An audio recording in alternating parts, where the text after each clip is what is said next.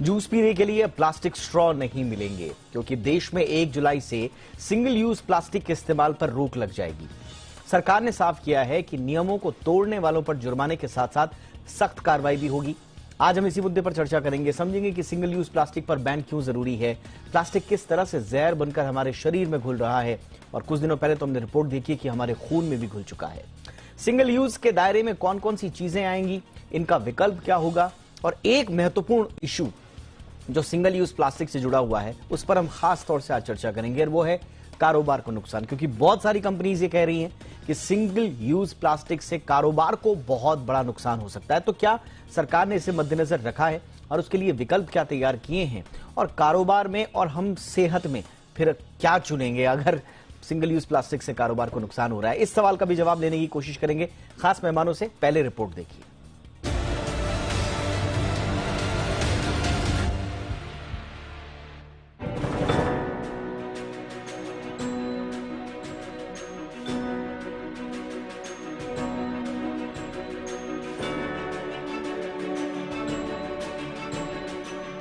Juice पीने के लिए प्लास्टिक स्ट्रॉ नहीं मिलेगी। सब्जी खरीदने पर दुकानदार आपको प्लास्टिक की थैली में सब्जी नहीं देगा।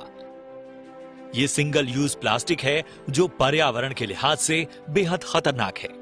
अभी लोग धड़ल्ले से इनका इस्तेमाल कर रहे हैं। साग सब्जी से लेकर फल फूल तक सब कुछ पन्नियों में बिक रहा है। लेकिन अब हमें अपनी आदतों में सुधार लाना ही होगा, क्योंकि 1 जुलाई से सिंगल यूज प्लास्टिक पर सरकार ने पूरी तरह से प्रतिबंध लगा दिया है। 1 जुलाई से हमें जूस पीने के लिए पेपर स्ट्रॉ का उपयोग करना होगा। ऐसी कई और प्लास्टिक प्रोडक्ट्स हैं जिनके इस्तेमाल पर रोक लग गई है।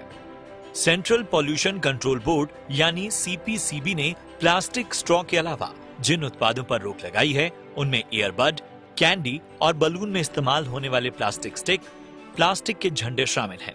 इसके अलावा सजावट में उपयोग होने वाले थर्माकोल प्रोडक्ट्स, प्लास्टिक की प्लेट, कप और प्लास्टिक की चम्मच, कांटे के इस्तेमाल पर रोक लगा दी गई है। वहीं मिठाई के डब्बों और सिगरेट के डिब्बे की पैकिंग में लगने वाली प्लास्टिक शीट के अलावा 100 माइक्रोन से कम मोटाई वाले पीवीसी बैनर और पॉलिस्टीरीन प्रोडक्ट के इस्तेमाल पर भी रोक लगाई गई है। सीपीसीबी इसकी जगह कंपोस्टेबल प्लास्टिक के चलन को बढ़ावा देने की बात कह रही है, जो बायोडिग्रेडेबल होते हैं और मिट्टी के साथ गल जाते हैं। कंपोस्टेबल प्लास्टिक इको फ्रेंडली होते हैं। पहले समझते हैं कि क्या है सिंगल यूज प्लास्टिक। ये प्लास्टिक से बने वो प्रोडक्ट होते हैं जिसे एक बार ही इस्तेमाल किया जा सकता है। इन्हें रिसाइकिल नहीं किया जा सकता, न ही इन्हें आसानी से नष्ट किया जा सकता है। इसके नुकसान की बात करें तो अगर इन्हें जलाया जाए तो खत्म नहीं होते और जलाते वक्त हवा में जहरीले रसायन छोड़ते हैं। साथ ही ये बारिश के दौरान जमीन को पानी सोखने से रोकता है।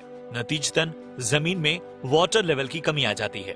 वहीं ये बरसात के दौरान नालों को भी जाम कर देते हैं। ये हमारी सेहत पर सीधा हमला कर रहे हैं। ये किसी न किसी रूप में हमारे शरीर में पहुंचकर कैंसर, हार्मोनल डिसबैलेंस, नपुंसकता के अलावा बर्थ डिफेक्ट जैसी समस्याओं को जन्म दे रहे हैं। ऐसे में हमें प्लास्टिक के इस्तेमाल को ना कहना होगा और विकल्प के तौर पर जूट की थैलियों के इस्तेमाल को बढ़ावा देना होगा, क्योंकि देश में सिंगल यूज प्लास्टिक का सर्वाधिक इस्तेमाल थैलियों के तौर पर ही होता है। ब्यूरो रिपोर्ट, जी मीडिया।